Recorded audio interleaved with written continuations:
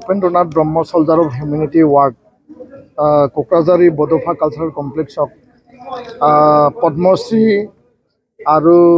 মাইটি নেপালৰ founder সন্মানীয়া madam দিদি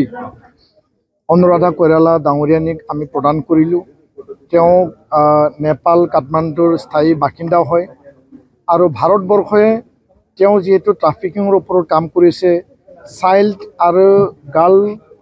তেওঁলোকক ৰেস্কিউ, প্ৰিভেনশ্যন, প্ৰটেকশ্যন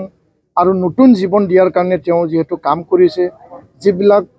ছোৱালী ট্ৰাফিকিঙৰ তেওঁলোকে ভুক্তভোগী ভিক্টিমছ, তেওঁলোকক ভাৰতৰ, নেপালৰ আৰু বাংলাদেশ, শ্ৰীলংকা বিভিন্ন ঠাইৰ পৰা তেওঁ ৰেস্কিউ কৰিছে আৰু তাৰ বাবে আমি আজি তেখেতক সন্মানিত কৰিছোঁ। উপেন ব্ৰহ্ম ট্ৰাষ্ট আৰু নিখিল বড়ো ছাত্ৰ সন্থা বড়ো সমাজে তেওঁক সন্মানিত কৰি পেলাই আমি নিজকে গৌৰৱ অনুভৱ কৰিছোঁ আৰু আমি তেখেতক আহ্বান জনাইছোঁ যে বড়োলেণ্ডত, বিটিআৰত, অসমত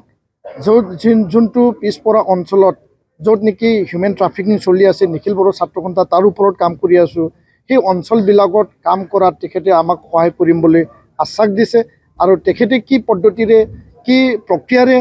সেই বৃহৎ এটা ইনিচিয়েটিভ অতি সাহসেৰে তেওঁ কাম সম্পন্ন কৰিছে বা তাত ছাকচেছফুল হৈছে,